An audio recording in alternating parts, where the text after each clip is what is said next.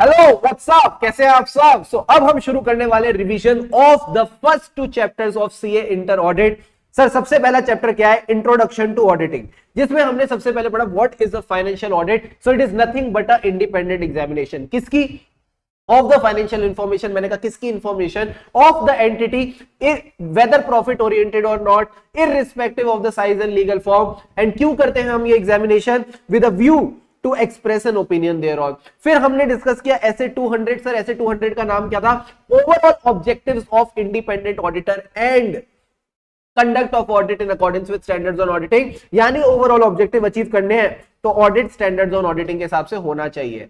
इसमें हमको overall objective क्या था? हमको क्या चाहिए? हमको चाहिए रीजनेबल अश्योरेंस। किस चीज को लेके? That the financial statements have been prepared in all material respects as per applicable FRF. ये जो फाइनेंशियल स्टेटमेंट्स हैं they have been prepared in all material respects as per applicable FRF plus main चीज क्या थी? Financial statement as a whole are free from material misstatement whether due to fraud और error to express an opinion. हमको अपना opinion express करना है कि क्या फाइनेंशियल स्टेटमेंट्स प्रिपेयर हुए हैं in all material respects as per the applicable FRF. Right sir. And जब हमने अपना ओपिनियन बना लिया तो अब हम क्या करते हैं सर? रिपोर्ट करते हैं फाइनेंशियल स्टेटमेंट्स पे। तो to report on the financial statement and communicate as required by the SS. उसके बाद ये लाइन मैंने आपसे अभी छुड़वाई थी, इसके बारे में हम बाद में डिस्कशन करेंगे। Then we discussed about some definitions about the applicable FRF. Financial reporting framework जो मैनेजमेंट अडॉप्ट करती है, plus it is acceptable with regard to the nature of the entity, उसको हम एप्लीकेबल एफआरएफ बोलते हैं। इसमें आपको हमने 2 एफआरएफ की बात की थी, फेयर प्रेजेंटेशन फ्रेमवर्क और कंप्लायंस फ्रेमवर्क। सर दोनों में फर्क क्या है?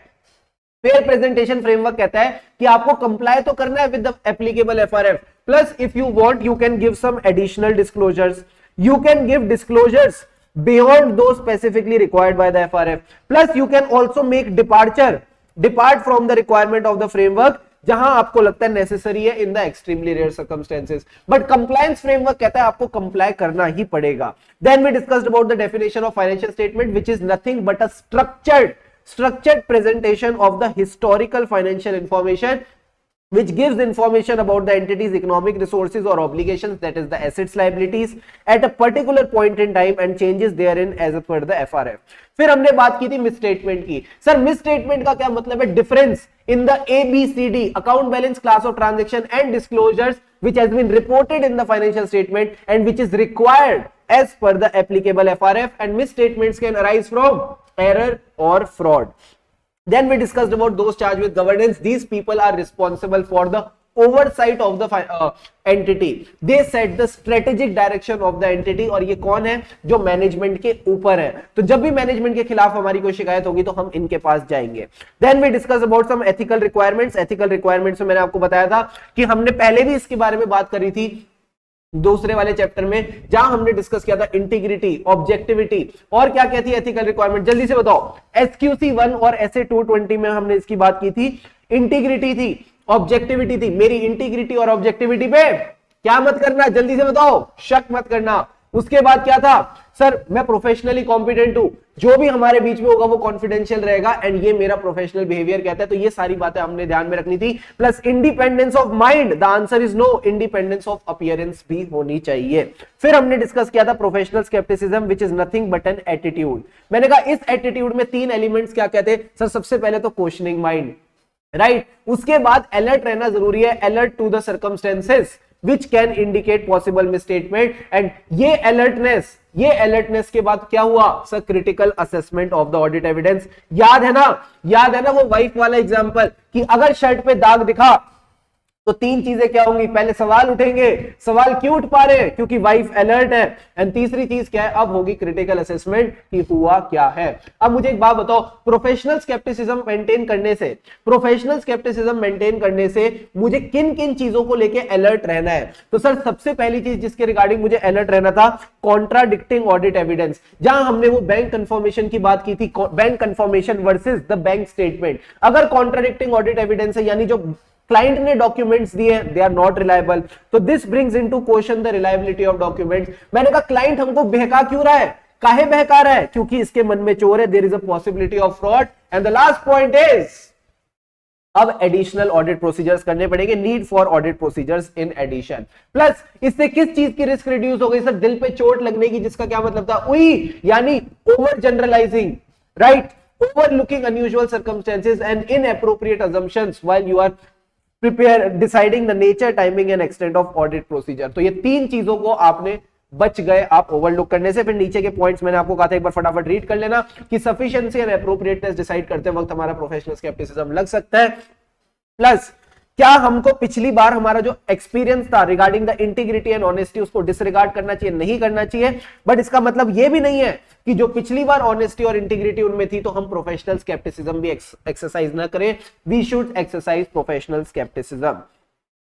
क्या प्रोफेशनल स्केप्टिसिज्म सिर्फ प्लानिंग वाली स्टेज पे सीमित है या बाकी स्टेजेस ऑफ ऑडिट पे भी जाता है? सर बाकी स्टेजेस ऑफ ऑडिट पे भी जाएगा। हर स्टेज ऑफ ऑडिट पे प्रोफेशनल स्केप्टिसिज्म एक्सरसाइज करना जरूरी है। Situations and circumstances which are not usual in nature can happen in any process of audit. Now, what is professional judgment? Decisions लेने हैं. Decisions which involve the application of knowledge we gain during the CA course, the training that we take and the experience that we gain. जब हम इनको apply करते हैं while taking the decisions in audit, उसको हम बोलते हैं professional judgement. कौन कौन सी स्टेजेस पे लगता है professional judgement? These are all the stages of audit. Materiality, जो आज हमने क्लास में भी डिस्कस किया। फिर क्या आता है sir? Risk of material misstatement. और बताओ सर, मैंने कहा रिस्क ऑफ मटीरियल मिसस्टेटमेंट के बाद आया हमारा audit procedure, deciding the nature, timing and extent of audit procedure, जिससे हमको मिलेगा sufficient and appropriate audit evidence. तो evaluating the sufficiency and appropriateness of audit evidence. And जब उस ऑडिट एविडेंस से हम कंक्लूजन्स ड्रॉ करते हैं, जब उस ऑडिट एविडेंस से हम कंक्लूजन्स ड्रॉ करते हैं तो उस टाइम पे भी प्रोफेशनल जजमेंट काम आता है। एंड लास्ट पॉइंट इज, जहां मैनेजमेंट की जजमेंट वहां हमारी professional judgement. So evaluation of management judgement. Then comes the next point, sufficiency and appropriateness of audit evidence. Sufficiency is a measure of quantity. It is dependent on two factors. Sir, वो दो factors क्या थे? Risk of material misstatement and quality. घी वाला example. And अगला point क्या था? Appropriateness of audit evidence, which is dependent on the relevance and reliability. याद रखना, पेरोल की अगर मैं पेमेंट कर रहा हूं तो उसके लिए रेलिवेंट एविडेंस बैंक स्टेटमेंट है। मेरा जो पेरोल का क्या कहते हैं, एम्प्लॉय स्लिप है, वो कभी भी मेरे लिए एप्रोप्रिएट ऑडिट एविडेंस नहीं हो सकता। Then we discussed about the scope of audit. Scope of audit में बेसिकली सब कुछ कवर हो जाता है, इसको एक बार अच्छे से रीड कर लेना, इसमें कुछ ज्यादा मसाला नहीं है। देन कम्स द प्रीमाइस, किस बेसिस पे ऑडिट हो रहा है? मैंने कहा मैनेजमेंट और टीसीडब्ल्यूजी की कुछ रिस्पॉन्सिबिलिटी है। पहले तो उनको फाइनेंशियल स्टेटमेंट्स बनाने एज पर एप्लीकेबल एफआरएफ। दूसरा उनका काम क्या है? डिम ऑफ इंटरनल कंट्रोल, यानी design, implementation and maintenance of internal control, ताकि जो फाइनेंशियल स्टेटमेंट्स है they become free of material misstatement. And then to provide the auditor with आउ। सर आउ का क्या मतलब है? All information, additional information and unrestricted access to those within the entity whom auditor consider it is necessary to obtain the audit evidence. Got it, sir?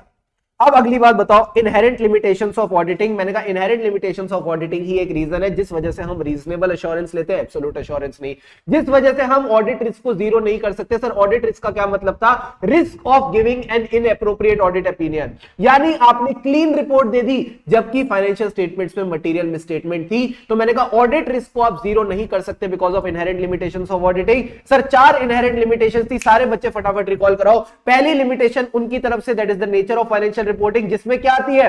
Judgement by the management which involves subjective decisions and there is a degree of uncertainty।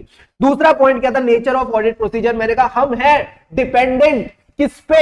मैंने कहा management पे। तो management may not provide us with the complete information. क्यों नहीं दे रही complete information? Because there is a possibility of fraud which will involve senior management or collusion। मैंने कहा फ्रॉड पकड़ लो ना। सर फ्रॉड पकड़ा नहीं जा सकता बिकॉज बताओ काहे फ्रॉड नहीं पकड़ पा रहे? क्योंकि ये इन्वेस्टिगेशन नहीं है, हमारे पास स्पेशल पावर्स ऑफ सर्च नहीं है। Then we discussed about timeliness of financial reporting and balance between benefit and cost. जैसे जैसे टाइम बीतता है रेलेवेंस ऑफ इंफॉर्मेशन कम हो जाती है and we need to maintain a balance between benefit and cost. But क्या जो बहाना है of difficulty, time and cost, is it enough for the auditor to not perform the audit procedure, to settle for less than the persuasive audit evidence? The answer is no. Difficulty, timing and cost ये एक valid basis नहीं है to not perform an audit procedure जहां पे कोई alternative available नहीं है। ठीक है sir. Other matters that affect limitations of audit, कौन से ऐसे 4 एरियाज है जहां पे इनहेरेंट लिमिटेशंस का दबाव सबसे ज्यादा है? मैंने कहा सबसे पहले फ्रॉड के बाद क्या आता है किसके साथ? रिलेटेड पार्टी वाला पॉइंट क्या था? Disclosure of related party relationships and transaction. अगला पॉइंट था non compliance of laws and regulations and the last point was going concern, events और conditions that cast significant doubt on entity's ability to continue as a going concern। And last इसके बाद हमने एक और point discuss किया, अगर बाद में फ्रॉड मिल जाए तो क्या ऑडिटर की गलती है? Answer is no. Inherent limitations of auditing की वजह से ऐसा हो सकता है, even if audit is performed as per standards on auditing, material misstatements due to fraud और error may not be detected. But does it mean that auditor can settle for less than persuasive audit evidence? The answer is no. It is not a justification for the auditor to settle for less than persuasive audit evidence। या हमारा मोटा माटी पहले chapter का जो main part था वो खत्म हो गया। फिर हम आए थे conduct of audit in accordance with SS पे। Sir conduct of audit in accordance with SS का अगर मैं समराइज करूं आप सबके लिए तो इसमें सिंपल सी बात ये लिख रखी है, अपना ऑडिट स्टैंडर्ड्स ऑन ऑडिटिंग के हिसाब से करो, उन स्टैंडर्ड्स ऑन ऑडिटिंग के हिसाब से करो जो आपके ऑडिट पे एप्लीकेबल है, और वो जो सर्कमस्टेंसेस उन स्टैंडर्ड और ऑडिटिंग पे अगर लिखे हुए हैं वो एप्लीकेबल है तो फिर वो स्टैंडर्ड आप पे एप्लीकेबल है। क्या मेरे को एक रिक्वायरमेंट से कंप्लाई करना है या सारी रिक्वायरमेंट से? मेरे को सारी रिक्वायरमेंट से। अगर मैं कोई पर्टिकुलर ऑडिट प्रोसीजर नहीं कर पा रहा जो ऐसे में लिखा है तो क्या मैं वो ऑडिट प्रोसीजर ओमिट कर सकता हूं? Answer is no. आपको ऑल्टरनेट ऑडिट प्रोसीजर करना पड़ेगा। कहीं आपको लगता है कि स्टैंडर्ड ऑन ऑडिटिंग के हिसाब से जो ऑडिट प्रोसीजर दे रखा है उसके एडिशन में आपको कोई ऑडिट प्रोसीजर करना है तो आपको वो भी करना पड़ सकता है। ये बेसिक बातें इसमें लिखी है, इतनी सी बातें बस आपने ध्यान रखनी है। Then how do you ensure that the financial statement don't mislead anyone? जल्दी से सारे बच्चे मुझे चैट बॉक्स में बताओ। ये तो बात हमने एकदम शिद्दत से मन लगा के याद की थी। सारे बच्चे बताओ क्या है वो 5 पॉइंट जो आपके दिमाग में स्ट्राइक करते हैं मिसलीड वर्ड सुनते ही? सारे बच्चे मुझे बताओ। एमटीपी अक्टूबर 21 का सवाल है, फटाफट सारे बच्चे बताओ। What do you feel? 5 बातें जिनको ऑडिटर को ध्यान में रखना चाहिए to make sure that the financial statements don't mislead anyone. जल्दी से बताओ मुझे, come on, just look at the chart and revise. जल्दी से बताओ कौन सी है वो 5 बातें? Come on come on come on.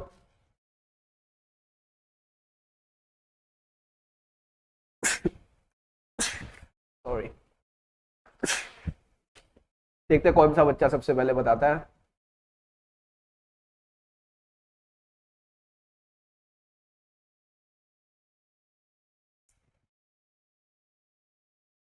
Recall करो, रिकॉल करो। Very good. Entries clearly confirm करो कि ट्रू एंड फेयर व्यू है कि नहीं। Very good. तो मैंने कहा 3 पॉइंट तो एंट्रीज के थे। पहले देखो books of accounts have been prepared reference to the entries. फिर एंट्रीज में देखो कि sufficient and appropriate audit evidence है कि नहीं, कोई एंट्री छूट तो नहीं गई। फिर क्लियरली कंफर्म कर लो ट्रू एंड फेयर व्यू है कि नहीं, यानी information is clear and unambiguous, conformity with the accounting standard and whether the financial statements give a true and fair view और not. This is all that you want to do. अगला question क्या था sir? Advantages of audit of financial statement. Very easy. Selfish, ये पहले तो हमारा safeguard करता है interest of various stake holder. कैसे? Acts as a moral check on the employees. And दूसरा पॉइंट क्या था sir?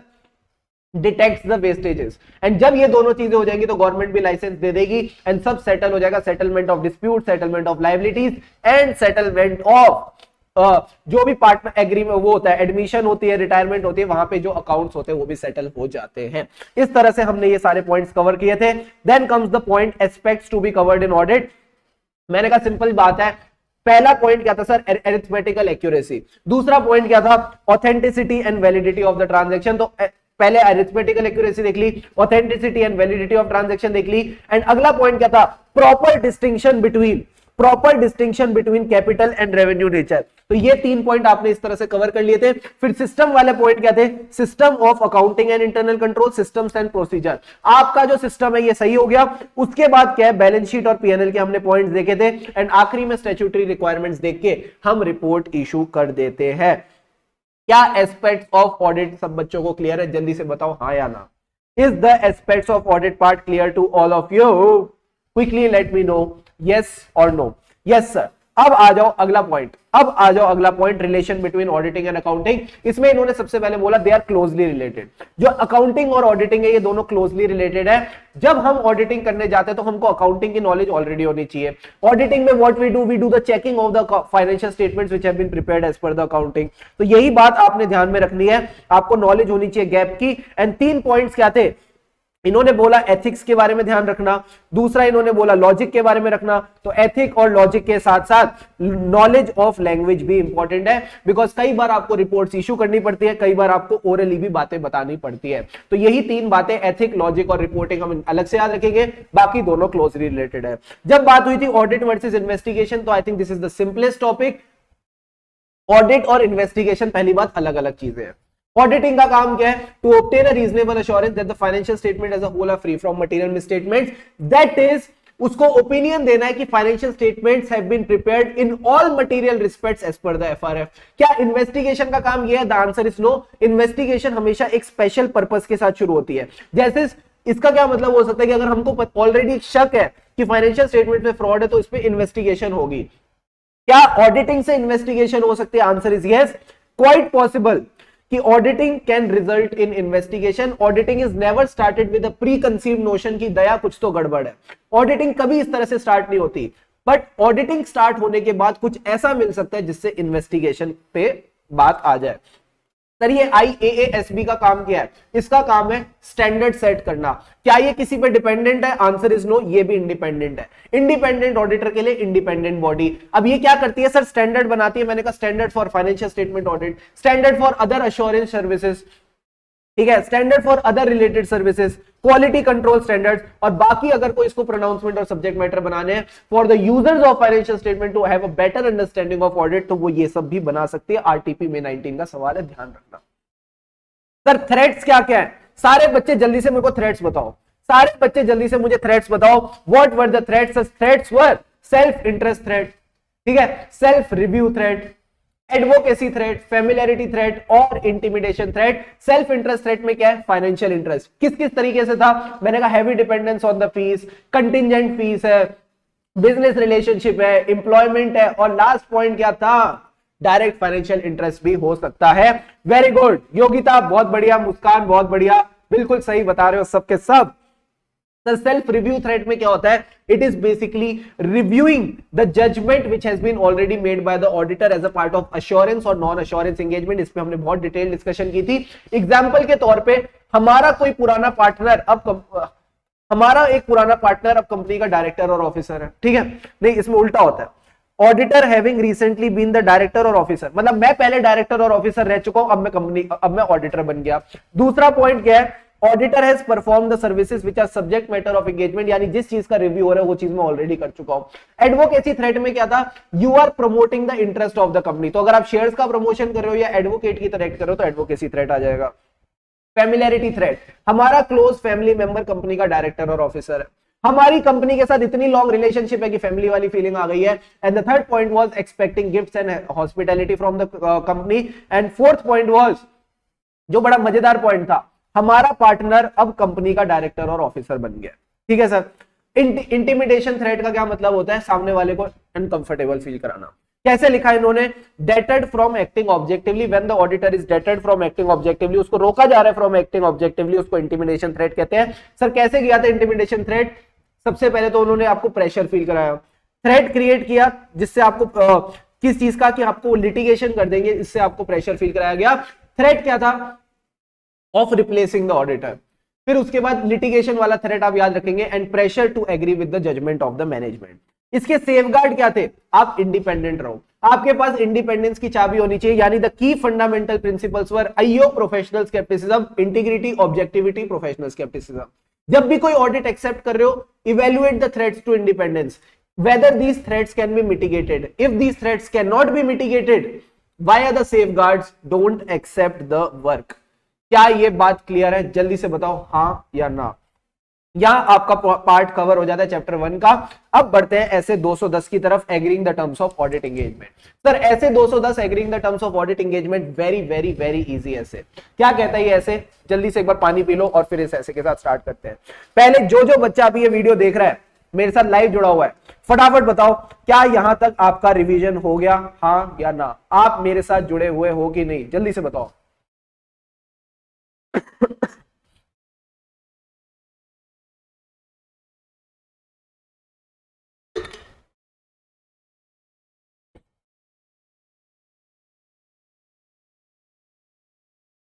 Done done done done, very very good. अब आ जाओ आगे बढ़ते हैं। सर ऐसे 210 agreeing the terms of audit engagement क्या कहते हैं? सबसे पहले तो pre conditions for audit. Pre conditions का क्या मतलब है? ये प्रेजेंट होगी तभी ऑडिट एक्सेप्ट करेंगे, वरना एक्सेप्ट भी नहीं करेंगे, एग्रीमेंट एंटर भी नहीं करेंगे। एफआरएफ कैसा हो? एक्सेप्टेबल हो। दूसरा, मैनेजमेंट एक्सेप्ट भी करती है, अंडरस्टैंड भी करती है अपनी रिस्पॉन्सिबिलिटी किस चीज को लेकर, जो हमने प्रीमाइस में डिस्कस किया था, financial statements, internal control, provide the auditor without. अगला point, contents of engagement letter, सबसे easy topic. Nature and scope, objective and scope of audit आ जाएगा कि ऑडिटर का ऑब्जेक्टिव एंड स्कोप क्या है, दोनों पार्टीज की रिस्पॉन्सिबिलिटी, मैनेजमेंट की रिस्पॉन्सिबिलिटी, ऑडिटर की रिस्पॉन्सिबिलिटी। एफआरएफ को आइडेंटिफाई कर लो जिस हिसाब से फाइनेंशियल स्टेटमेंट्स बनने हैं। एंड लास्ट पॉइंट क्या था? Form and content of audit report, यही बात आपने ध्यान में रखनी है। एंड रिकरिंग ऑडिट एंगेजमेंट में क्या हर बार नया एंगेजमेंट लेटर लगेगा? The answer is no. अगर कुछ चीजें हो जाए तो आपको नया एंगेजमेंट लेटर देना पड़ेगा। अगर आपको लगता है मैनेजमेंट मिसअंडरस्टैंड करती है ऑब्जेक्टिव एंड स्कोप, तो नया एंगेजमेंट लेटर दो। अगर आपको लग रहा है terms of audit engagement revise हो चुकी है तो नया एंगेजमेंट लेटर दो। बाकी क्या हुआ है? बिजनेस बदल गया, मैनेजमेंट बदल गई, ओनर बदल गया, तो नया एंगेजमेंट लेटर दो। एंड तीसरा ब्रैकेट क्या था? तीसरा ब्रैकेट था change in FRF, change in reporting requirement और other legal and regulatory requirement. These are the three brackets that we discussed in class. यही तीनों चीजों में अगर कोई चेंज आएगा तो फिर आपको अपने ऑडिट एंगेजमेंट लेटर पे भी चेंज लाना पड़ेगा। देन हमने डिस्कस किया limitation on scope prior to the audit engagement acceptance. हम ऑडिट एक्सेप्ट कर रहे थे, उससे पहले इतना लिमिटेशन लगा दिया कि that we will not be able to give our opinion, we will disclaim our opinion, we will not accept the audit engagement. अगर हमको चेंज इन एंगेजमेंट बोली जा रही है तो पहली बात तो क्या 3 रीजंस हो सकते हैं जिस वजह से चेंज इन एंगेजमेंट बोली जाए? Very important from exam point of view. Sir there is a change in the circumstance, management is imposing a restriction on the scope of auditor, and the third point is misunderstanding between the auditor and the management। अगर ये तीनों चीजें हो जाती है, changes in circumstances जो हम audit planning में भी पढ़ते हैं कि ठीक है वहां पे भी चेंजेस इन कंडीशन होता है, चेंजेस इन सर्कमस्टेंस होता है, मटीरियलिटी में भी आता है changes in condition, changes in circumstance, यहां पे भी यही लिखा है changes in the circumstance. Sir हालात में क्या बदलाव आया? ऑडिटर और मैनेजमेंट में मिसअंडरस्टैंडिंग आ गई है एंड इस वजह से मैनेजमेंट इनके ऊपर रिस्ट्रिक्शन लगा रही है। तो इस तरह से आप ये तीनों पॉइंट्स ध्यान में रखिएगा। प्लस जब भी ऑडिटर से ऐसी रिक्वेस्ट की जाएगी तो वो कंसीडर करेगा कि क्या इस रिक्वेस्ट से कोई रीजनेबल जस्टिफिकेशन है एक्सेप्ट करने की। अगर रीजनेबल जस्टिफिकेशन है, ऑडिटर एक्सेप्ट कर लेता है तो उसको एक नए एंगेजमेंट लेटर पे ये रिकॉर्ड करना चाहिए। बट अगर रीजनेबल जस्टिफिकेशन नहीं है, ऑडिटर एक्सेप्ट नहीं कर रहा और मैनेजमेंट ऑडिटर को फोर्स कर रहा है एक्सेप्ट करने के लिए और वो कह रहा है कि अगर एक्सेप्ट नहीं करोगे तो कंटिन्यू नहीं करने देंगे, then auditor shall withdraw from the engagement. वो एंगेजमेंट से विड्रॉ कर जाएगा। प्लस ही विल कंसीडर क्या इसके बारे में किसी को बताना चाहिए, क्या उसकी रिस्पॉन्सिबिलिटी है as per professional legal regulatory requirement that he has to inform any authority. बस इतनी सी बात ध्यान में रखना। और नया एंगेजमेंट लेटर अगर बन जाता है तो क्या पुराने वाले को कोई रेफरेंस देनी चाहिए ऑडिट रिपोर्ट में? The answer is no. No reference should be made to the original engagement letter when the audit report is prepared as per the new engagement. क्या इतनी सी बात ध्यान में आई? हाँ सर। अब आता है सर अगला सवाल, ऐसे 220 क्या है? Quality control for an audit of financial statement. What are the elements of quality control? हम एक ऐसा एथिकल लीडर एक्सेप्ट करते हैं जो ह्यूमन एंगेजमेंट को मॉनिटर करे। सर क्या मतलब था इसका?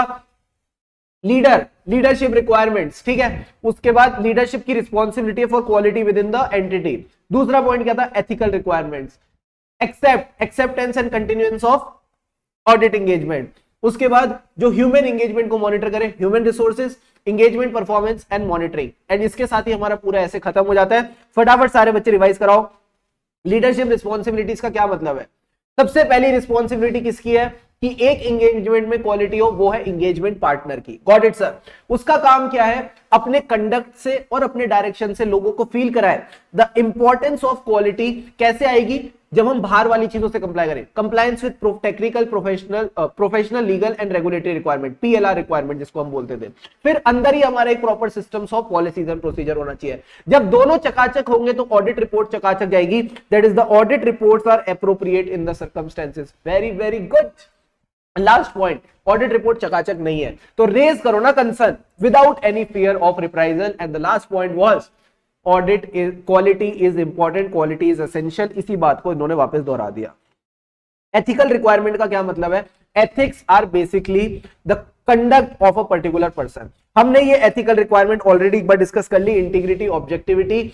इंटीग्रिटी का क्या मतलब है? स्ट्रेट फॉरवर्ड, ऑनेस्ट, ठीक है। That person is not associating himself with any document, चाहे वो रिपोर्ट हो, चाहे रिटर्न हो, चाहे कम्युनिकेशन हो, which contains a false statement, contains a misleading statement या ओमिट्स द रिक्वायर्ड इंफॉर्मेशन, ठीक है। ऑब्जेक्टिविटी का क्या मतलब है? अनबायस, फ्री फ्रॉम प्रिजुडाइस, ठीक है। तो यही बात आपने ध्यान में रखना है। And next point is professional competence and due care. जो भी आपने प्रोफेशनल नॉलेज अटेन करी है आपने उसको मेंटेन करके चलना है और आपने ड्यू केयर के साथ अपना काम करना है, ठीक है। Act diligently and in accordance with the standards जो भी है टेक्निकल एंड प्रोफेशनल। कॉन्फिडेंशियलिटी का क्या मतलब है?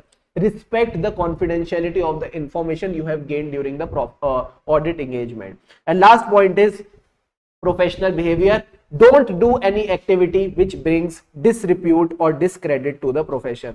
And ये बात मैं फिर से दोहरा रहा हूं, इंडिपेंडेंस ऑफ माइंड या इंडिपेंडेंस ऑफ अपीयरेंस या दोनों, द आंसर इज दोनों। इंडिपेंडेंस सिर्फ माइंड में नहीं, अपीयरेंस में भी होनी चाहिए। सर अगला पॉइंट बताओ, acceptance and continuance of client relationships and engagement. मैं ये पॉइंट रिवाइज नहीं करा रहा, मैं चाहता हूं आप लिखें चैट बॉक्स में क्या थी वो 4 बातें जो हमने क्लास में याद की थी। What were the 4 points we need to consider before accepting and continuing with the client relationship or engagement? जल्दी से बताओ। Come on, come on, come on. I need the answer. Mock test paper November 21 का सवाल है ये। क्या paper में आएगा? Definitely. जल्दी से बताओ हाँ या ना।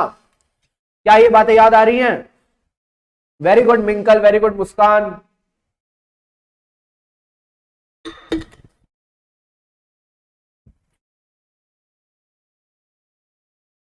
क्या बात है sir? Significant matters, ethical requirements, competence, capability, time and resources of the engagement team members and the last point was integrity of the client, owners, management and TCWG. Sir human resources के बारे में एक बात बताओ। Human resources के regarding भी proper policies and procedure होनी चाहिए। रिक्रूटमेंट, उसके बाद क्या करते थे? जल्दी से बताओ।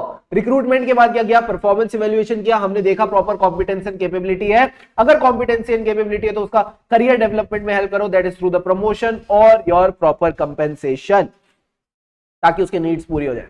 फिर आती है बात सर एंगेजमेंट परफॉर्मेंस की। हमको देखना है हमारी एंगेजमेंट प्रॉपर्ली परफॉर्म कर रही है कि नहीं, हमारा ऑडिट ठीक से हो रहा है कि नहीं। तो आपने देखना है कि जो एंगेजमेंट टीम्स है they have been properly briefed, then they are complying with the technical, professional, ethical, applicable engagement standards. ये देखने के लिए कि वो कंप्लाई कर रहे हैं कि नहीं, someone has to supervise, someone has to train them well. अगर वो सुपरवाइज और ट्रेन कर रहे हैं और उन्होंने अपना काम कर दिया, अब उनका काम कोई रिव्यू करेगा। रिव्यू करने के लिए हमको डॉक्यूमेंटेशन देखनी है। तो these are the points you need to see. And last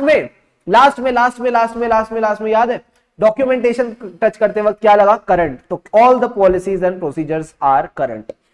and the last point is monitoring. यहां हमारा ऐसे भी मोटा मोटी एंड में आ जाएगा। सर मॉनिटरिंग वाला पॉइंट क्या था? मॉनिटरिंग में आपने वही चीजें देखनी जो लीडरशिप को रिस्पॉन्सिबिलिटी दी थी। Compliance with PLR requirement, firm having a proper system of quality control with proper policies and procedures, and the last point was report is appropriate in the circumstance। यही बातें हमने डिस्कस की थी। फिर एक partner वाला case याद आ रहा है? एक पार्टनर वाला केस याद आ रहा है? जल्दी से बताओ। एक पार्टनर जा रहा था, उसकी डेथ हो गई, तो दूसरे पार्टनर ने बिना चेक करे साइन कर दिया। क्या सही किया? द आंसर इज नो, बिल्कुल सही नहीं किया। He needs to proper direct supervise and review before providing the opinion. Ultimate responsibility of opinion is of the partner who signs the report. क्या उसको रिव्यू करना चाहिए था? करना चाहिए था। ऐसे 220 के हिसाब से उसको रिव्यू करना चाहिए था। क्या क्या रिव्यू करना चाहिए था? पहले तो जो नींव है इस ऐसे की, that is the PLR requirement, professional standards, legal and regulatory requirement. फिर उसको देखना चाहिए था कि भाई बुद्धू बच्चे ने किया है तो क्या इसको सिग्निफिकेंट मैटर समझ आया या इसने रेस करे फॉर फर्दर कंसिडरेशन। सीनियर से नहीं हुआ तो कंसल्टेशन ली। कंसल्टेशन लेके क्या हमको अपने nature, timing and extent of audit procedures को रिवाइज करना था। जो ऑडिट प्रोसीजर्स है वेदर दे आर डॉक्यूमेंटेड। अगर डॉक्यूमेंटेड है तो हम देखो हमारे पास audit evidence sufficient and appropriate है कि नहीं, एंड क्या हमारे ऑब्जेक्टिव्स अचीव हुए। आपको due skill and care exercise करनी पड़ेगी।